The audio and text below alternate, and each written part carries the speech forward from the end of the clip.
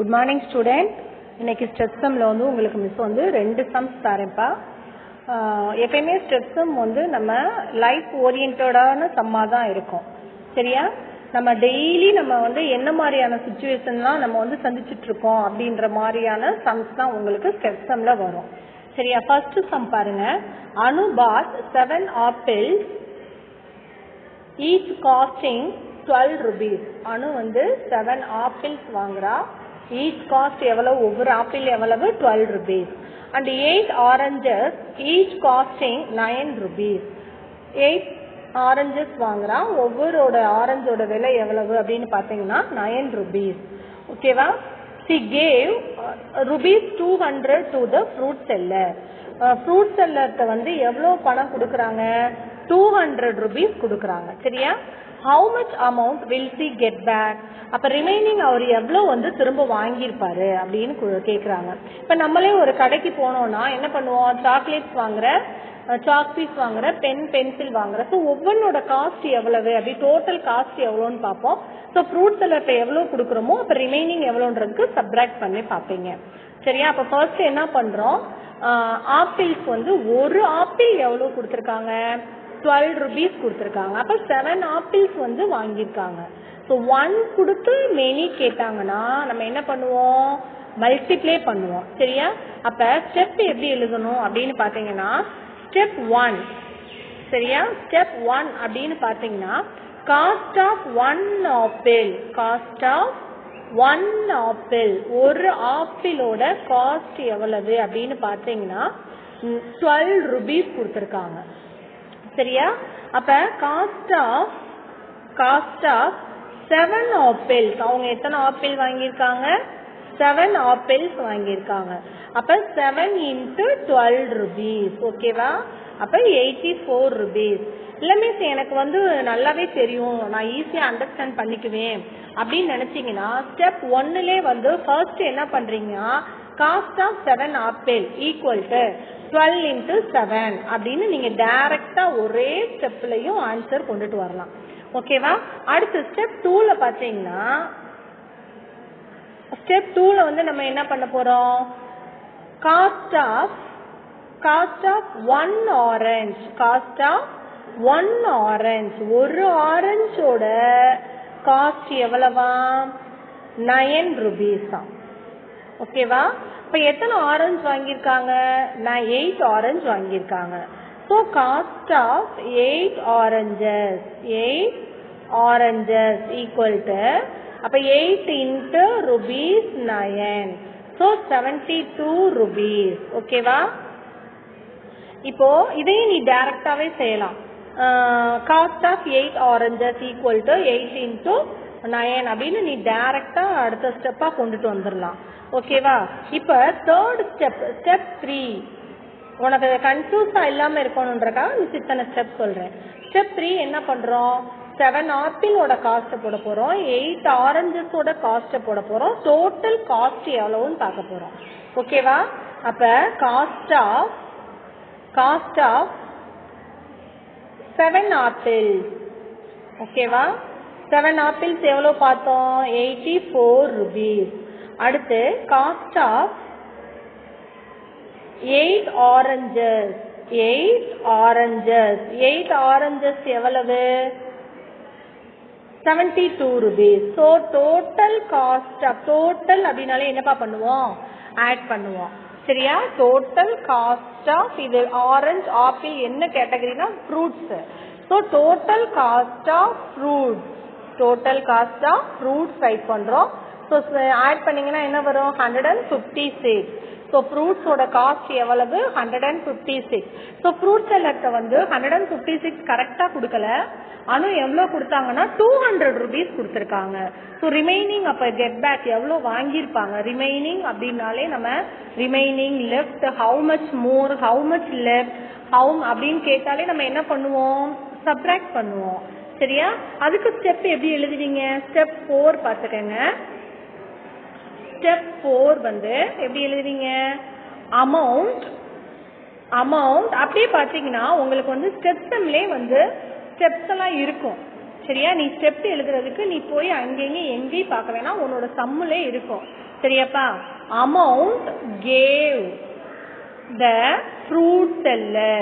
amount gave to the fruit seller. எவ்வளோ amount கொடுத்தாங்க? 200 rupees கொடுத்துட்டாங்க. ஓகேவா? அடுத்து என்ன பண்றாங்க? அந்த டோட்டல் ஃப்ரூட்ஸ் எவ்வளவுன்னு நமக்கு தெரியணும். So cost of fruits total அல்லது total cost of fruits total cost of fruits total cost of fruits எவ்வளோ வந்தது? 156. சரியாப்பா? ஸோ அப்போ கீழே என்னது? Amount she get back. அவங்க எவ்வளோ அமௌண்ட் வந்து get back வாங்கிட்டு போயிருப்பாங்க அல்லது அமௌண்ட் பேலன்ஸ் அமௌண்ட் லெஃப்ட் நீ எப்படி வேணாலும் ரைட் பண்ணிக்கலாம். சரியா? ரிமைனிங் அமௌண்ட் அப்படி கூட எழுதிக்கலாம். ஸோ ரிமைனிங் அமௌண்ட்னா என்ன பண்றோம்? சப்ட்ராக்ட் பண்றோம். 44. அப்ப ரிமைனிங் வந்து எவ்வளோ அமௌண்ட் வாங்கியிருப்பாங்க? 44 rupees. ஓகேவா? இந்த ஆன்சர். அடுத்த சம் பாருங்க. A dealer buys a dozen mobiles at rupees 3560. என்ன சொல்லிருக்காங்க? ஒரு டீலர்னா யாருப்பா? பொருட்களை விக்கிறவங்க. சரியா? வாங்குறவங்க விக்கிறவங்க தான் வந்து dealer.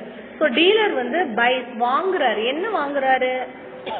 A dozen mobiles at rupees 3560. 3560க்கு ஒரு டசன் மொபைல் வாங்குறாரு. சரியா? ஆனா இதுல வந்து ஈச் கொடுத்திருக்காங்க. அப்ப ஒரு டஜன் மொபைலும் 3560 கிடையாது. ஒவ்வொரு மொபைலும் வந்து 3560 rupees. ஆனா அவர் எத்தனை மொபைல் வாங்கியிருக்காரு அப்படின்னு பாத்தீங்கன்னா a dozen. டசன் அப்படின்னா எவ்வளோப்பா? 12. டசன்னா எத்தனை யூனிட் இருக்கும்? 12 யூனிட்ஸ் இருக்கும். சரியா? அப்ப 12 மொபைல் வாங்குறாரு. எவ்வளவுக்கு வாங்குறாரு? 12 மொபைலும் 3560 கிடையாது. ஒவ்வொரு மொபைலோட காஸ்டும் வந்து 3560. அதுக்கப்புறம் என்ன சொல்லிருக்காங்க? and sells them at 4670. அதுல ஒவ்வொரு மொபைல ஈச் இங்கேயுமே இங்க ஈச்ன்ற வேர்டு கொடுத்திருக்காங்க. அப்ப ஒவ்வொரு மொபைலையும் எவ்வளவுக்கு வந்து செல்ஸ்னா வந்து விக்கிறது. வாங்குறது இவ்வளவுக்கு வாங்கியிருக்கிறாரு. விக்கிறது எவ்வளவுக்கு விக்கிறாங்க? 4670க்கு என்ன பண்ணிருக்காங்க? சேல்ஸ் பண்ணிட்டாங்க. அப்ப how much profit does he make in all? அப்ப மொத்தமா அவருக்கு வந்து எவ்வளோ வந்து ப்ராஃபிட் கிடைச்சிருக்கும் அப்படின்னு கேக்குறாங்க.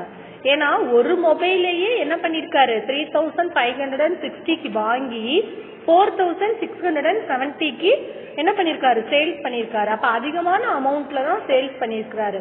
அப்ப கண்டிப்பா அவருக்கு வந்து ப்ராஃபிட் தான் கிடைச்சிருக்கும். அப்ப ஒரு மொபைலுக்கு எவ்வளவு ப்ராஃபிட்னு கண்டுபிடிச்சோம்னா அப்ப 12 மொபைலுக்கு அடுத்து நம்ம எவ்வளவுன்னு கண்டுபிடிச்சிடலாம். ஓகேவா? இப்போ ப்ராஃபிட் லாஸ் உங்களுக்கு தெரியும்.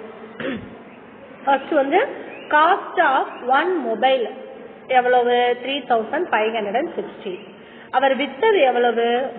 ஸோ அப்ப நம்ம என்ன பண்ண போறோம்? முதல்ல ஒரு மொபைலுக்கு எவ்வளவு ப்ராஃபிட் அப்படின்னு பார்க்க போறோம். Profit of one mobile. Profit of one மொபைல்னு போட்டுக்கிறீங்க. அப்ப என்ன பண்ணணும்? வாங்கின அமௌண்ட் இருக்கு இல்லையா? சாரி, சேல்ஸ் பண்ணது selling amount, selling price. Selling பிரைஸ்ல இருந்து காஸ்ட் பிரைஸ சப்ட்ராக்ட் பண்ணோம்னா நம்மளுக்கு என்ன கிடைக்கும்? ப்ராஃபிட் எவ்வளோன்றது கிடைக்கும். ஓகேவா? இப்போ ஃபர்ஸ்ட் வந்து செல்லிங் பிரைஸ் எவ்வளோன்னு பார்க்குறோம். சரியா? செல்லிங் பிரைஸ் போட்டுட்டு செல்லிங் பிரைஸ் எவ்வளவு? 4670. சரியா? அதுக்கப்புறம் வாங்கினது காஸ்ட் பிரைஸ், வாங்கின அமௌண்ட் காஸ்ட் பிரைஸ் எவ்வளவு? அதோட ஒரிஜினல் ரேட் தான் வந்து காஸ்ட் பிரைஸ் 3560. ஸோ ப்ராஃபிட் எவ்வளவு? Profit of one mobile. Profit of one mobile. சரியா? ஒரு மொபைலுக்கு வந்து எவ்வளோ ப்ராஃபிட் அப்படின்னு பார்க்குறோம். அப்போ 4670ல இருந்து 3560 சப்ட்ராக்ட் பண்ணுறோம். ஓகேவா? அப்போ 0 1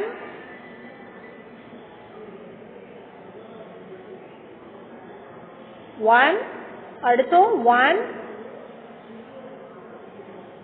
1 அப்ப 1100 இங்க போட்டு பாருங்க 4670 இங்க வந்து 3560 0 1 1 1 அப்ப ஒரு மொபைலோட ப்ராஃபிட் எவ்வளவுனா 1110 ஒரு மொபைலுக்கான ப்ராஃபிட். நம்ம அவர் வந்து ஒரு டஜன் மொபைல் வாங்கி இருக்கிறாரு. சோ அப்ப profit of a dozen mobile அல்லது 12 மொபைல்ஸ் கூட போடலாம். சரியா? ஒரு மொபைலுக்கு வந்து 1110 rupees ப்ராஃபிட்னா அப்ப 12 மொபைலுக்கு 12 into 1110 மல்டிப்ளை பண்ணி ஆன்சர் கொண்டு வந்துடும். ஓகேவா? இன்னொரு மெத்தட் இருக்கு. அது எப்படி தெரியுமா? வந்து ஃபர்ஸ்ட் வந்து இது வந்து வாங்கின பிரைஸ வந்து 12ஆல மல்டிப்ளை பண்றோம். ஏன்னா ஒரு மொபைல் 3560னா 12 மொபைல் எவ்வளவுன்னு பார்க்கலாம். அடுத்து ஒரு மொபைல் வித்தது எவ்வளோனா selling price of one mobile 4670னா 12 மொபைல் செல்லிங் பிரைஸ் எவ்வளவு அப்படின்னு பார்த்தோம்னா 12ஆல மல்டிப்ளை பண்ணலாம். ஸோ அதுக்கப்புறம் மல்டிப்ளை பண்ண ஆன்சர்ல இருந்து இந்த மல்டிப்ளை பண்ண ஆன்சரை சப்ராக்ட் பண்ணோம்னா நம்மளுக்கு எவ்வளவு லாபம் கிடைச்சிருக்குன்னு ரைட் பண்ணலாம். அது வந்து கொஞ்சம் உனக்கு வந்து டிஃபிகல்ட்டா கொஞ்சம் கஷ்டமா இருக்கும் ஒர்க் அவுட் பண்றதுக்கு. அதை விட இது வந்து சிம்பிள். என்ன பண்ணிடுறோம்? செல்லிங் பிரைஸ்ல இருந்து காஸ்ட் பிரைஸ சப்ராக்ட் பண்ணோம்னா ப்ராஃபிட் கிடைச்சிரும். ஸோ அந்த ஒரு மொபைலுக்கான ப்ராஃபிட்ல இருந்து 12 மொபைலுக்கு என்ன பண்ணிடுறோம்? மல்டிப்ளை பண்ணி ஆன்சரை கொண்டு வந்துடும். ஓகேவாப்பா? இது மாதிரி 2 ஸ்டெப்ஸ் 3 ஸ்டெப்ஸ் வர்ற சம்லாம் அவாய்ட் பண்ணாம கம்பல்சரியா அந்த வீடியோவை பார்த்துட்டு மிஸ்ஸுக்கு வந்து இந்த சம்ஸ் எல்லாம் செஞ்சு சென்ட் பண்ணணும். ஓகேவா? Thank you students.